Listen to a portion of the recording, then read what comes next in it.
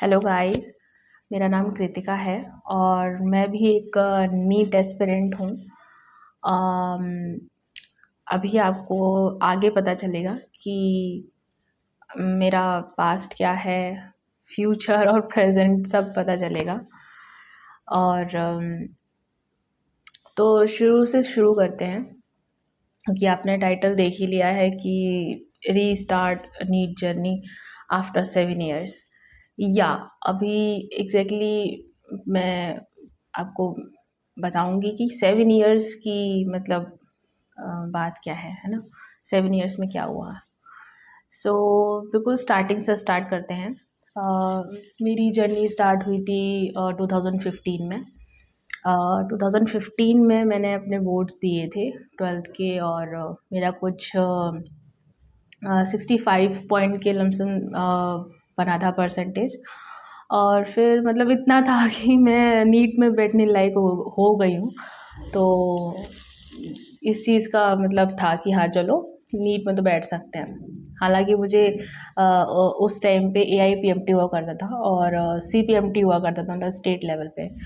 तो वही मालूम था, और वो कुछ टाइम पहले ही मालूम था क्योंकि बोर्ड्स आने वाले थे और फिर सब लोग के आपस में बातें कि आपको क्या करना है आप आगे, मतलब है ना।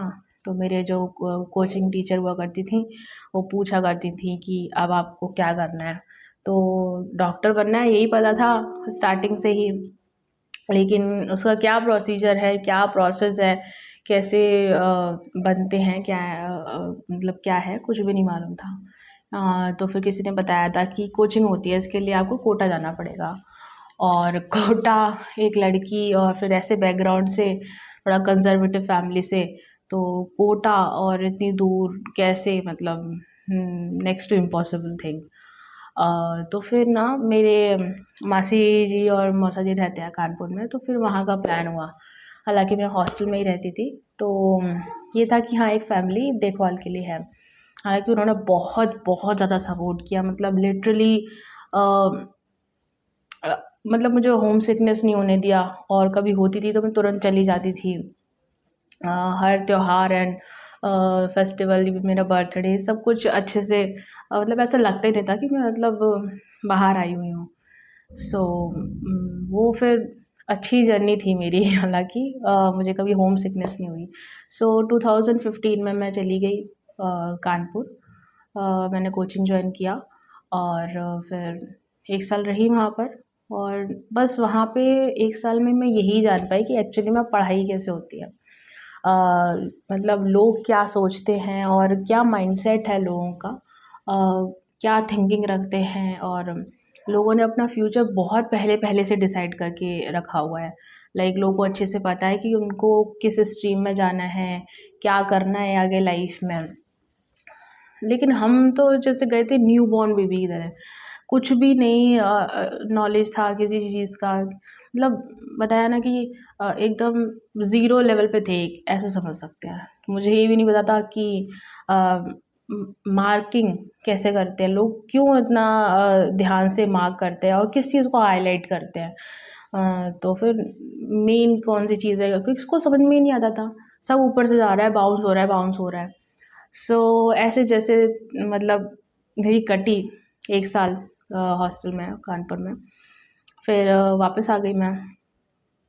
16 का पेपर दिया मैंने, क्योंकि प्रिपरेशन की थी, पेपर तो देना ही था। तो पेपर दिया, कुछ हुआ होगा नहीं ये मालूम था।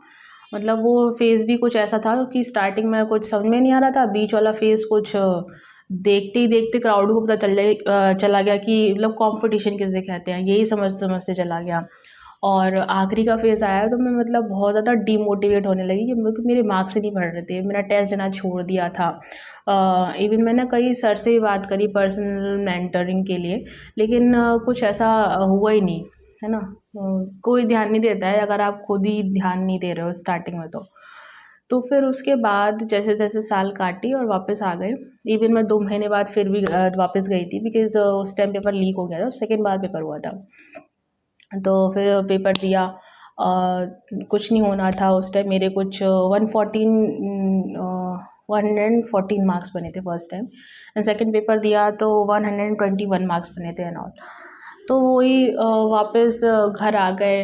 फिर 2017 तक तो मतलब कुछ नहीं, उसी जोन में ही थे कि अ, क्या करना है क्या करना है, और पढ़ते रहते थे अपना कुछ ना कुछ कुछ ना कुछ। और फिर 17 में ऐसे ही निकल गया मेरा, और फिर मैंने पेपर दिया।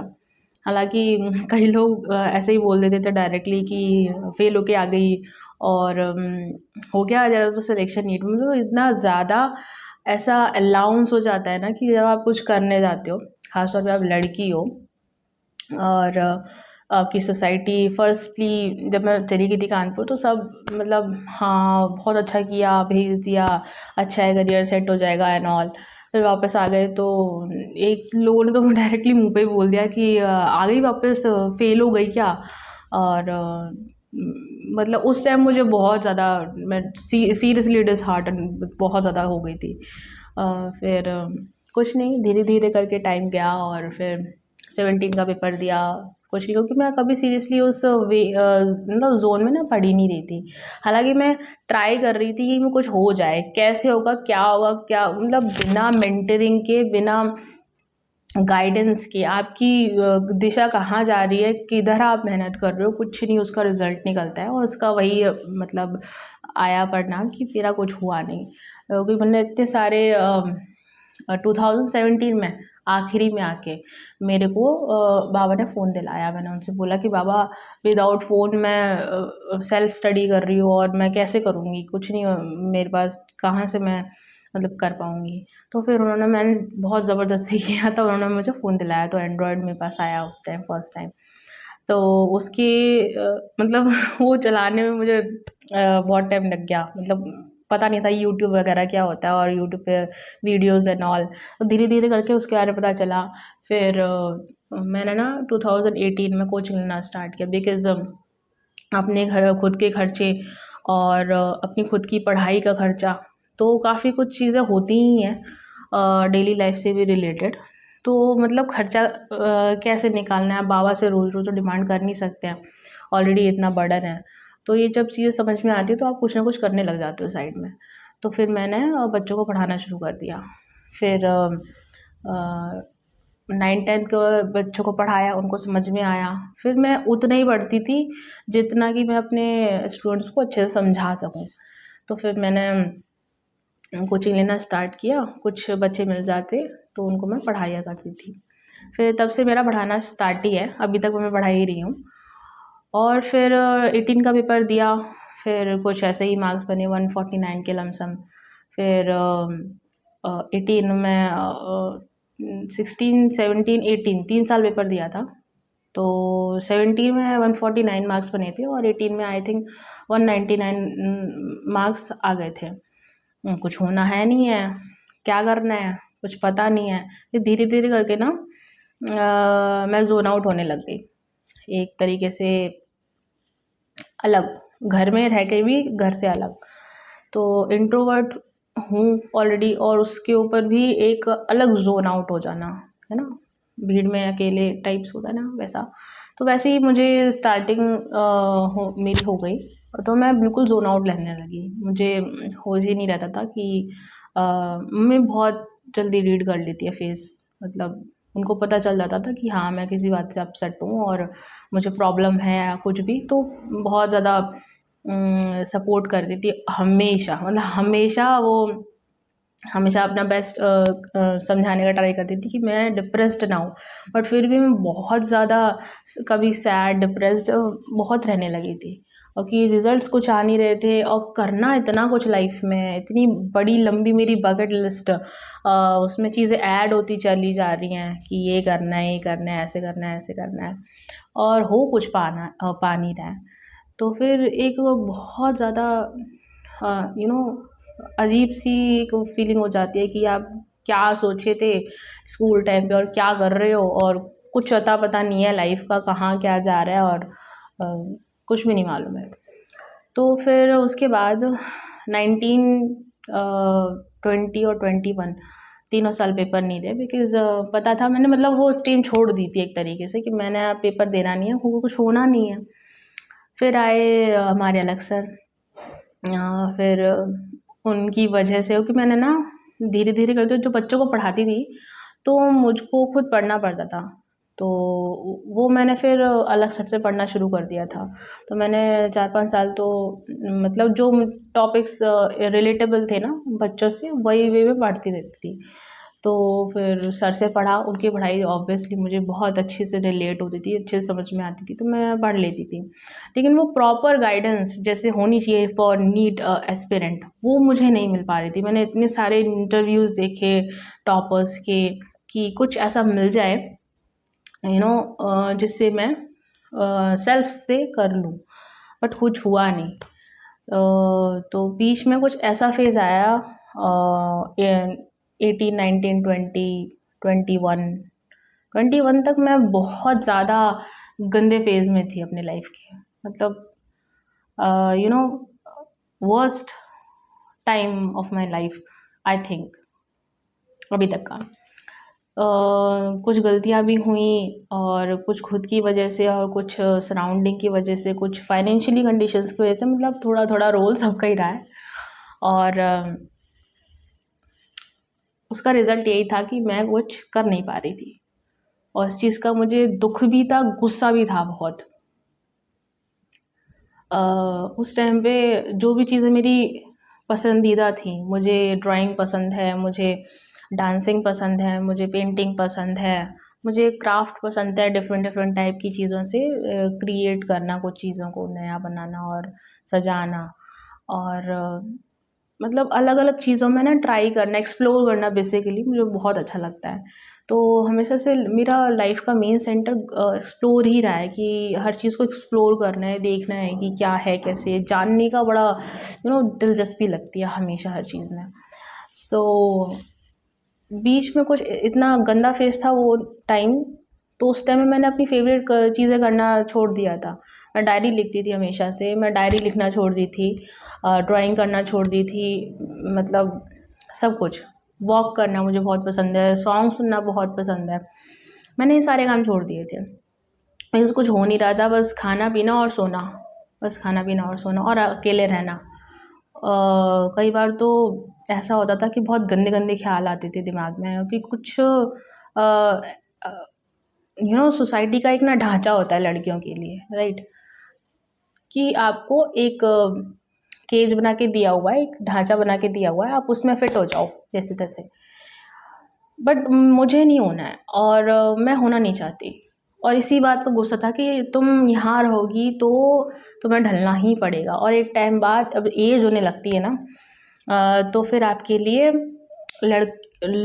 शादी के लिए मतलब लड़की हो तो जल्दी शादी, कुछ कर नहीं रही हो तो शादी, घर में बैठी कैसे हो, काम नहीं कर रही हो तो शादी, एज हो गई है शादी, अगर किसी में नंबर नहीं आया है तो शादी। तो बेसिकली यही चीज़ें मुझे परेशान करती थी और मैं हमेशा बोलती थी कि अगर मान लो कुछ नहीं हुआ, रिज़ल्ट नहीं निकला है तो उसका मतलब ये है कि शादी करा दो। तो इस चीज़ का बहुत ज़्यादा गुस्सा भरा रहता था दिमाग में और यही दिमाग में चलता रहता था कि क्यों हैं ये बाउंडेशंस, क्यों हैं इतनी सारी फालतू की बाउंड्रीज़ क्यों क्रिएट की हुई हैं। तो फिर धीरे-धीरे करके मैंने डिसीज़न लिया कि 2019 में 19 में मे बी अगस्त और सितंबर के आसपास की बात होगी। तो मैंने फिर किया नहीं बस इट्स इनफ और अब नहीं, अब टॉलरेट नहीं करना है और बेसिकली मैंने फिर डिसाइड किया कि बस हो गया, इट्स इनफ और अभी इस ज़ोन से मुझे ज़ोन आउट होना है, अभी बहुत हो गया है और इससे ज़्यादा मैं टॉलरेट नहीं कर सकती हूँ। फिर मैंने मतलब बच्चों को तो मैं पढ़ा ही रही थी और 20 में लॉकडाउन लगा हुआ था, तो उस टाइम पे ना मेरा दिमाग का स्टेबलाइजेशन बिल्कुल हिला हुआ था। मतलब इतना ज़्यादा मैं डिस्टर्ब थी कि मैं ऐसा लग रहा था कि भाग जाऊँ। तो फिर मेरे फ्रेंड ने मुझे सजेस्ट किया कि तुम ऐसा क्यों नहीं कर रही हो कि तुम बच्चों को पढ़ाना शुरू करो। उस टाइम पे मैं पढ़ा नहीं रही थी। तो मैंने कि यार पैसे की प्रॉब्लम है और पढ़ाना भी है लेकिन बच्चे नहीं मिल रहे हैं। तो उसने मुझे बहुत अच्छा सजेशन दिया, बोलता कि अब ऐसा करो कि आप बिना फ़ीस के पढ़ाओ और मतलब बस पढ़ाओ अपना मेंटल स्टेट को चेंज करने के लिए, डिस्टर्ब ना हो और बिज़ी रहो किसी चीज़ में। तो इससे बढ़िया है कि आप बाहर जा नहीं सकती हो, तो फिर आप ऐसा करो कि आप बच्चों को पढ़ाओ बिना फ़ीस के। तो मैंने फिर मुझे अच्छा लगा आइडिया, और मैं कोई दिक्कत नहीं है मुझे, तो फिर मैंने पढ़ाना शुरू किया, बच्चों को पढ़ाया। उससे मैं काफ़ी धीरे धीरे करके बिज़ी रहने लगी और ज़्यादा। और फिर मैंने सोशली एक्टिव होना शुरू किया, और मैं इंस्टाग्राम वगैरह सब, व्हाट्सएप वगैरह सब कुछ बिल्कुल ऑफ करके रखा हुआ था। बीच बीच में ऑन कर लेती थी कभी कभी, बट फिर मैं धीरे धीरे करके इंस्टाग्राम वगैरह यूज़ करने लगी। मेंटर्स बहुत अच्छे अच्छे मैंने ना अपनी जो ये 2020 से 2021 22 और अभी तक ये जर्नी रही है ना, बहुत लर्निंग्स ली हैं वर्चुअली।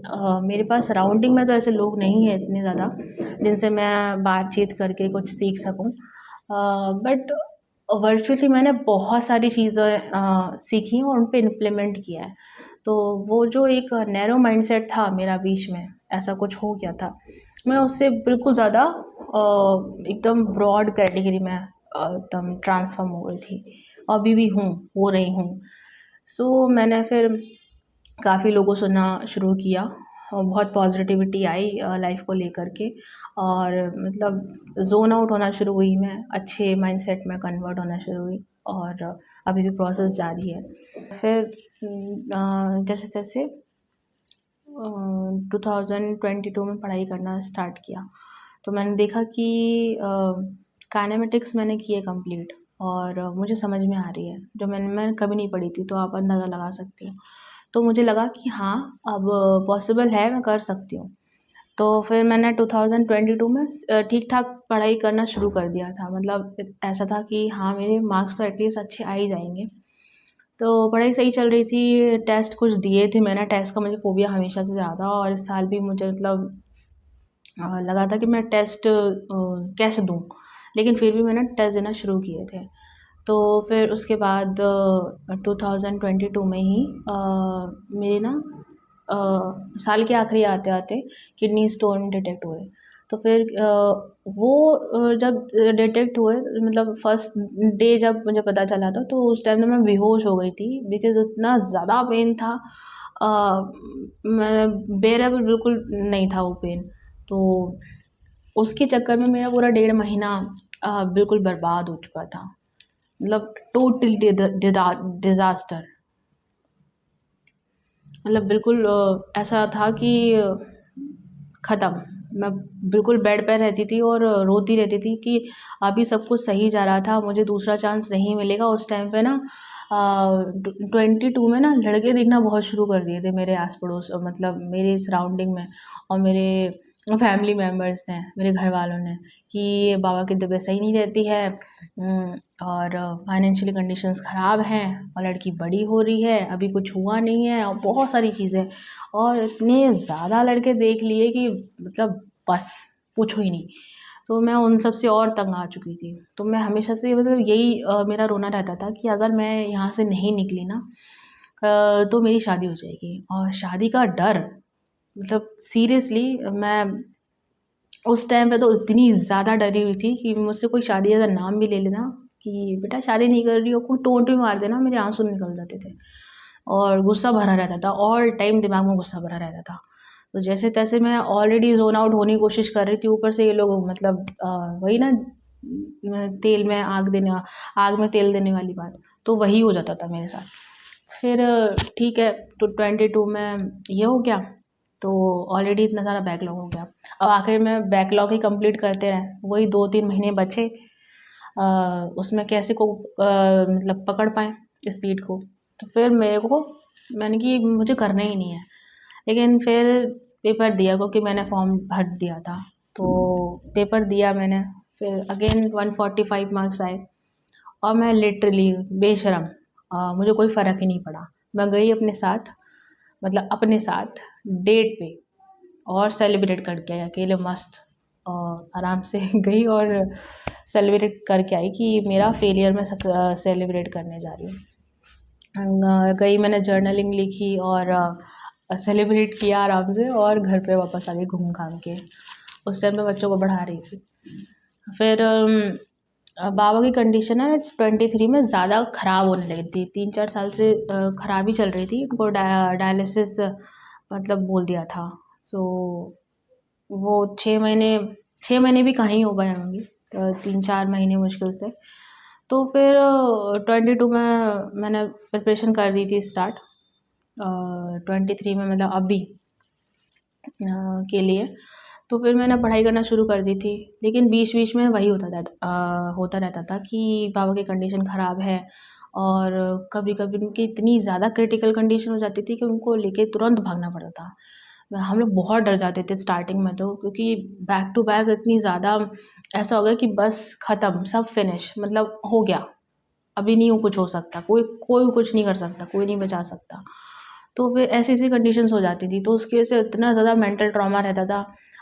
रात में जगना पड़ता था कई बार, तो मोस्टली देखना पड़ता था, तो नींद नहीं आती थी, नींद गायब हो चुकी थी एक तरीके से, मतलब डिस्टर्ब हो जाती ना, तो फिर आपको ना वो हैबिट बन जाती है, फिर पूरा दिन आपका वही माइंड डिस्टर्ब हो, उसके ऊपर पढ़ाई करना और इधर-उधर की चीज़ें, तो वो ना एक ज़ोन, सो डिस्ट्रैक्टिंग लिटरली।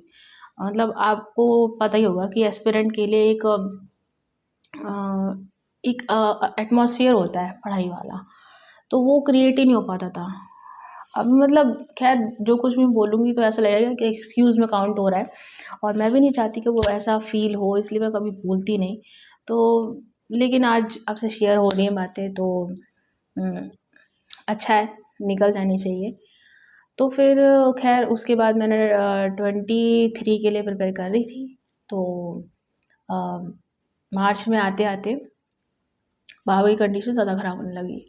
बाबा को डॉक्टर ने पहले ही बोल दिया था डायलिसिस के लिए। तो मुझे ऐसा लगता था कि ये डायलिसिस के लिए है, काफ़ी लोग की होती है, लोग सही हो जाते हैं और चलते हैं, काफ़ी लंबा चलते हैं, मतलब ठीक हो जाते हैं, कोई प्रॉब्लम नहीं है। तो फिर नहीं था कुछ ऐसा मंज़ूर डेस्टिनी को। तो अ अ, स 2 मार्च को बाबा नहीं रहे, और फिर उसके बाद ख़राब हो गया टाइम। कहीं कुछ होता है, मतलब आप अंदाज़ा लगा ही सकते हैं। और सब कुछ बाबा के लिए ही था उस टाइम पे, क्योंकि बाबा का ड्रीम था डॉक्टर बनाना अपने बच्चों को, और मेरे फादर होम्योपैथ थे, बट कुछ कंडीशंस की वजह से होम्योपैथ कंटिन्यू नहीं हो पाई, और फिर उनका करियर उसमें नहीं मतलब सक्सेस रहा। तो मतलब ये था दिमाग में और मन में हमेशा कि एटलीस्ट बाबा की एज इतनी हो गई है, और बाबा मेरी सक्सेस देख के जाए, मतलब मैं गिल्ट में ना रहूँ ज़िंदगी में कि वो मेरी सक्सेस देख के नहीं गए, और मैंने कुछ उनको करके नहीं दिखा पाया, तो ये मलाल रहेगा शायद अब टिल द डेथ। खैर उस टाइम तो ऐसा लग रहा था कि बस अब ये फ़ील्ड ख़त्म करना है, और क्योंकि मैं प्रिपरेशन भी नहीं कर रही हूँ और दिमाग से निकल भी नहीं रही है ये चीज़, डॉक्टरी की फ़ीलिंग, और हमेशा से सोचा था जो करना वो नहीं हो पा रहा है, और निकल भी नहीं रहा है, और छोड़ भी नहीं पा रहे हैं और कर भी नहीं पा रहे हैं। खैर फिर उसके बाद मेरे ना फ्रेंड्स बड़े सीरियसली, मैं बहुत प्रेशियस हूँ फ्रेंड के मामले में, मेरे दोस्त बहुत अच्छे हैं, वो कभी जज नहीं करते, मतलब आई एम सो ओवरवेल्म्ड। तो मेरे एक फ्रेंड ने बोला कि आपने इतनी प्रिपरेशन की है, एटलीस्ट पेपर तो दो। मैं क्योंकि पेपर देने के बिल्कुल मूड में नहीं थी, मैंने जो ड्यूरेशन था पेपर फॉर्म फिल करने का, तो मैंने मना कर दिया था कि मैं नहीं भरूँगी पेपर, मैंने भरा नहीं था, लेकिन कुछ दिन बाकी थे तो उन्होंने बोला कि आप भरो, at least try, give it a shot, देखते हैं क्या होगा, फिर क्या प्रॉब्लम है। तो मैंने कहा ठीक है, अब भर ही दे रहे हैं, देखा जाएगा जो होगा, एटलीस्ट पेपर तो दे ही दें। वही इसी माइंडसेट के साथ पेपर भर दिया। 1 महीने में जो भी प्रिपरेशन कर पाई तो कर पाई। क्या ही हुई प्रिपरेशन, क्योंकि घर की कंडीशंस बाबा के जाने के बाद बिल्कुल डिस्ट्रॉय हो चुकी हैं। बिल्कुल स्क्रैच पे आ गए हैं, कुछ खोने के लिए कुछ नहीं है, फाइनेंशियली भी नहीं है, और और किसी का कोई मलाल नहीं है ना। सो हम बिल्कुल ज़ीरो लेवल पे हैं, तो खोने के लिए तो कुछ है नहीं वैसे भी, तो इस चीज़ का तो डर है नहीं कि कुछ चला जाएगा। बस ये है कि अपना बेस्ट शॉट दे सकते हैं, तो वही करने में लगे हैं। और फिर अभी पेपर दे के आए और कुछ नहीं, मस्त है। और अभी ऐसा लग रहा है कि अभी न्यू चैप्टर का स्टार्ट करना है फटाफट से। और जितने भी ये साल की बर्बादी हुई है, जितना भी मेरा टाइम ख़राब हुआ है, बिकॉज़ टाइम इज़ मनी, और मैंने बहुत अच्छे से ये टाइम बर्बाद कर दिया है, भले ही वो किसी भी सर्कमस्टेंसेस की वजह से हुआ हो और कोई भी रीज़न हो, मैं खुद हूँ या मेरी सराउंडिंग में कोई भी रीज़न हो, बट टाइम तो बर्बाद हुआ है, दिस इज़ अ फैक्ट। तो अब उन सारे सालों की जो भरपाई है वो मुझे इस 1 साल में कंप्लीट करनी है। सो मतलब ये चैनल स्टार्ट करने का मेन मोटो ही यही है कि मैं अपने आप को ये एक तरीके से ट्रैक कर पाऊँ और एक ऐसा स्क्वाड बना पाऊँ जिसमें मेरे जैसे रिलेटेबल पर्सन्स ऐड हों और एक दूसरे की हेल्प कर पाएँ और एक साथ ग्रो कर पाएँ, और लाइफ में वो जो नेगेटिव फेज़ है, जो नेगेटिव थॉट्स हैं, जो गलत थॉट्स हैं, उनको छोड़ करके आगे बढ़ने की कोशिश करें, और कोशिश क्या करेंगे डेफिनेटली। और मेन विज़न मेरा यही है कि जो लाइफ में करना है ना, बहुत कुछ, लिटरली इतनी लंबी लिस्ट है। चैनल स्टार्ट हो ही गया है, तो धीरे धीरे करके शेयरिंग भी होती रहेगी आपस में, तो वो कंप्लीट करनी है टाइम के अंदर अब। तो फिर भले ही वो फाइनेंशियल फ्रीडम हो, भले ही वो फिर नेचर के लिए कुछ करना हो, और लड़कियों के लिए कुछ करना हो, मतलब लाइफ में ना बहुत बड़े बड़े मुद्दे हैं जिन पर एक्चुअल में बैठ के बात करी जा सकती है, डिस्कशन किया जा सकता है। और मेरा कुछ माइंडसेट अब ऐसा हो चुका है कि अब ना फ़र्क नहीं पड़ता, ना सक्सेस का, ना फेलियर का, ना किसी चीज़ को पा लेने का, ना किसी चीज़ को खो देने का।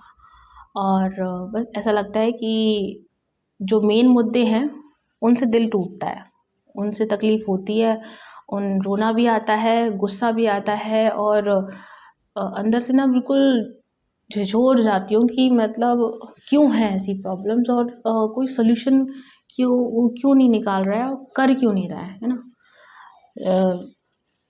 तो इतना स्ट्रॉन्ग हो जाना है कि हेल्पलेस ना फ़ील हो, बिकॉज़ मैं कई बार हेल्पलेस फ़ील करने लग जाती हूँ। वो हेल्पलेस फ़ील ना हो मुझे, इसके लिए मुझे अपने आप को मैंने एक सेकंड ट्राई दिया है, ताकि मैं इस एटमॉस्फेयर से निकल के कुछ ऐसा बिल्ड कर पाऊँ जो लोगों को सर्विस दे सके, और जिसमें एक्चुअली मुझे फ़ील हो कि हाँ, मेरी लाइफ वर्थ इट है और मैं यूज़लेस नहीं हूँ। बिकॉज़ कई बार ऐसे थॉट्स भी आए हैं कि I am such a useless गाय, और कुछ नहीं हो सकता है। फालतू में हूँ धरती पे, और धरती की बोझ बन के ख़त्म हो जाऊँगी। तो ये बहुत गंदे-गंदे थॉट्स कई बार बहुत ज़्यादा डिस्टर्ब करते हैं माइंड को। तो बिल्कुल भी ऐसा नहीं है। आप हो इस धरती पे, इसका मतलब कि आप किसी न किसी वजह से हो, आप इतना सोच पा रहे हो, दैट मीन्स आप कर भी पाओगे आगे। सो या स्टार्ट करते हैं बेसिकली एक चैलेंज। रोज़ ना अपने आप को कुछ ना कुछ चैलेंज दिया करेंगे, जिसमें at the end of the day हमको वो चैलेंज को एक यू नो देखना होगा कि वो कितना लेवल तक, कितना परसेंटाइल तक कंप्लीट हुआ है। तो अपने आप को बिज़ी रखना है मुझे, और बिल्ड करना है खुद को फाइनेंशियली, मेंटली, फिज़िकली, इमोशनली, हर चीज़ से स्ट्रॉन्ग करना है, ताकि कोई भी हर्डल आए अगर, तो मैं उसको ईज़िली फ़ेस कर पाऊँ और अपनी सर्विसेज़ सर्व कर पाऊँ to the nation, to the environment, to animals, to girls, है ना? कोई भी बड़े मुद्दे हैं, तो उनके लिए मैं अपने आप को प्रिपेयर करना चाहती हूँ फ़िलहाल। सो इसी सोच के साथ अपने आप को एक सेकंड ट्राई दे रही हूँ। होप सो आप रिलेटेबल आपको लगा हो, और आप रिलेट कर पा रहे हो कि अ, मतलब कैसा मेरा अब आगे प्रोसेस जाने वाला है। सो अगर आपको अच्छा लगा हो, मेन थिंग इज़ आपको रिलेटेबल लगा हो, तो प्लीज़ एक तरीके से इस कम्युनिटी और स्क्वाड को ज्वाइन करिए। हम आपस में चीज़ें शेयर करेंगे और एक दूसरे की हेल्प से एक दूसरे को बिल्ड करेंगे और एक चेंज लाने की कोशिश करेंगे आने वाले 1 साल में। और देखते हैं, बिकॉज़ मेरा मानना है कि अगर आपने 1 साल दे दिया सीरियसली अपने आप को अच्छे से, तो बहुत सारी चीज़ें बदल सकती हैं। बिकॉज़ मैंने खुद फ़ील किया है, मेरा माइंडसेट कम्प्लीटली 360 टर्न हुआ है और अब काफ़ी हद तक मैच्योरिटी आई थिंक आ गई है और मैं प्रोसेस में हूँ, क्योंकि हमेशा 100% परफेक्शन कभी नहीं आती, उसके पीछे भागते रहना ही आपको बहुत सारी चीज़ें जो होती हैं ना, उनको अलग करने में, छानने में हेल्प करती हैं। सो अपने आप को मैं धीरे-धीरे करके अलग-अलग जॉनर में इंटीग्रेट करने की कोशिश कर रही हूँ। लाइक मैंने एफिलिएट मार्केटिंग में भी इंटरेस्ट आया है मुझे, तो मैं उसमें भी अपना टाइम दूँगी थोड़ा-सा, ताकि मुझे पता चल सके साइड सोर्स ऑफ इनकम मैं जनरेट कर सकूँ। तो एक वो पार्ट हो गया। अपना एक 75 हार्ड चैलेंज है, उसमें मैं टाइम इन्वेस्ट करूँगी और उसको ट्रैक करूँगी। अगर आपको भी जॉइन करना है मेरे साथ तो आप जॉइन कर सकते हैं। और तीसरा है नीट की प्रिपरेशन। तो नीट की प्रिपरेशन बेसिकली मुझे मेरे एक लेवल तक लेके जाएगी और मैं खुद को इतना ज़्यादा स्ट्रॉन्ग आई थिंक कर पाऊँ कि मैं आगे आने वाले सालों में एक बेंचमार्क सेट कर पाऊँ और एक जगह खड़े होकर के अपने थॉट्स, अपने माइंडसेट को शेयर कर पाऊँ अच्छे लेवल पे। सो या दिस फ्रॉम माय साइड। अगर आपको सच में रिलेटेबल लगा हो तो please subscribe my channel. Next video में जल्दी मिलेंगे विद 75 हार्ड डे चैलेंज और कोशिश करेंगे कि कंप्लीट कर पाएँ विदाउट स्किपिंग। तो this is from my side. Thank you so much. Thank you.